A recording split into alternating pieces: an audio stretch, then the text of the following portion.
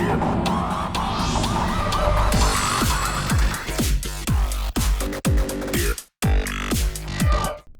戰係警隊嘅一個行動代號，故仔咧就係講緊兩幫警隊高層嘅角力。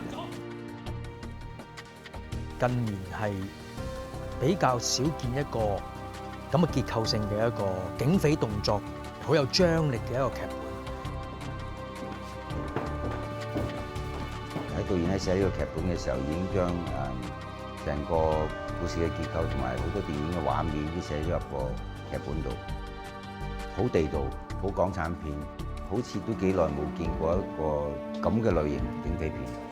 我哋兩位導演都係好了解警隊裏邊嘅一啲細節，一啲規條，一啲潛規則，警隊裏邊嘅內部鬥爭。唔同嘅部門有唔同嘅矛盾喺度啦。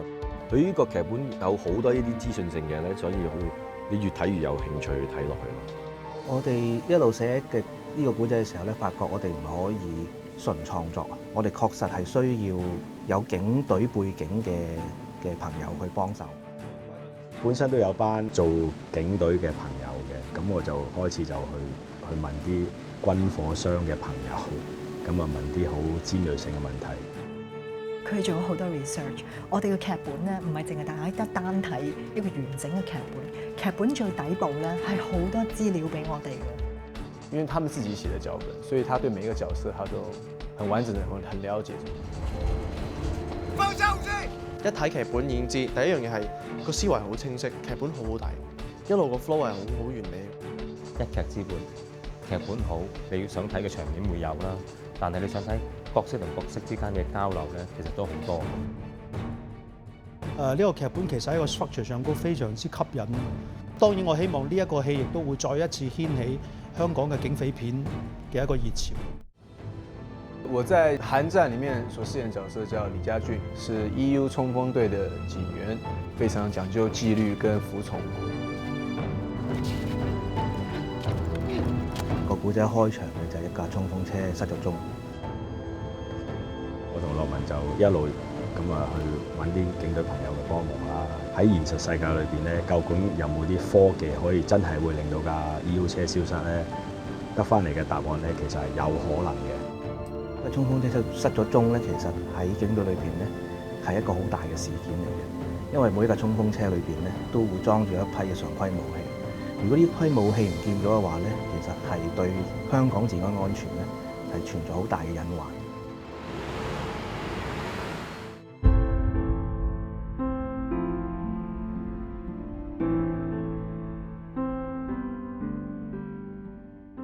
我哋今次嘅故仔嘅主角嘅背後舞台，其實係講緊香港，講緊我哋呢個城市嘅。其實香港係一個好靚嘅城市啦，成日都喺個地嗰度爬上去啊嘛，就好少喺個空中度爬翻落嚟啦。我哋用嗰嚿嘢叫做 Space Cam， 咁呢個系統咧，其實係美國好多大電影非常之普及嘅一個器材。而呢一套系統咧，都只係美國先有嘅。咁我哋要去邀請嗰邊嘅團隊去拍攝呢一個叫做香港嘅 aerial shot。My name is Inga. I'm a pilot with Heli Services Hong Kong. I've been flying here in Hong Kong for 20 years. In the years that I've flown in Hong Kong, I've been involved with many of the movies here. I was involved in Tomb Raider 2, The Dark Knight, of course. 香港嘅航空管制都比較嚴謹，我哋要去申請嘅時候咧都需時。第二樣嗰個係個高度限制，亦都係一個好嚴謹嘅城市。One of the big difficulties in Hong Kong are the many rules and regulations that we have to fly by. And the CAD sets these rules and regulations because they want to make sure that the people of Hong Kong aren't bothered unduly by noise, and that everybody is kept safe. Everybody else is kept their safety is always considered. 因為佢哋都係好富有經驗嘅拍 Space Cam 嘅一個攝影師同埋佢嘅技術員，咁所以佢好清楚香港地理環境，可以喺好短時間之內咧，可以亦都明白到我哋團隊嘅要求，咁佢哋都能夠拍到啲好精彩嘅高空場面俾我哋。西洋菜南街呢個行人專用區咧，咁其實係一個香港嘅地標嚟㗎嘛。其實旺角派我哋都幾擔心嘅，最大問題咧係旺角係真係全香港最多人出沒24小時川流不息。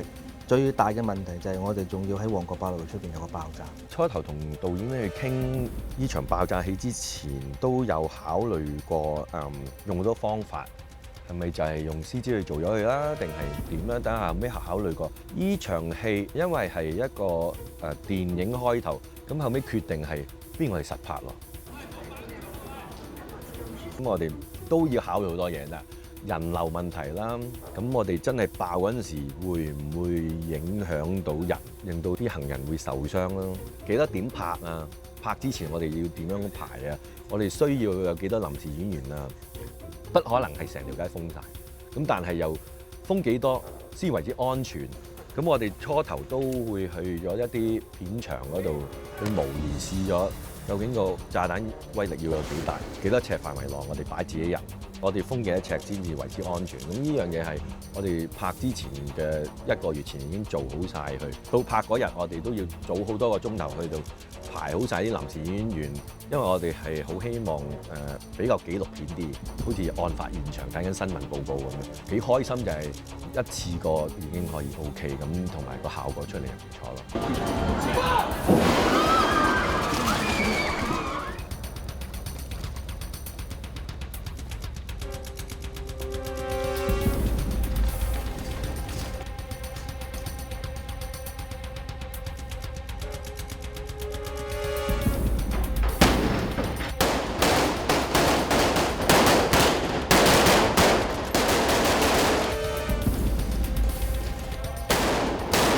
關於飛虎隊呢度咧，都揾過真係有飛虎隊嘅教頭去做資料搜集。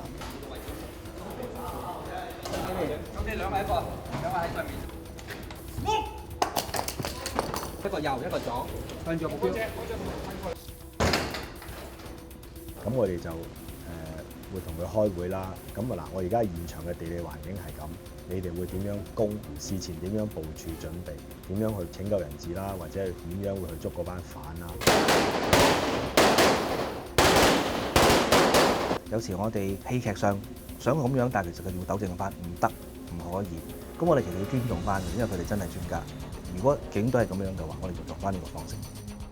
除咗係問咗啲警隊嘅人員之後咧，我哋都問咗啲槍械嘅專家，因為我哋盡量咧希望咧牽涉到有開槍嘅場面咧，都盡量係跟翻警隊。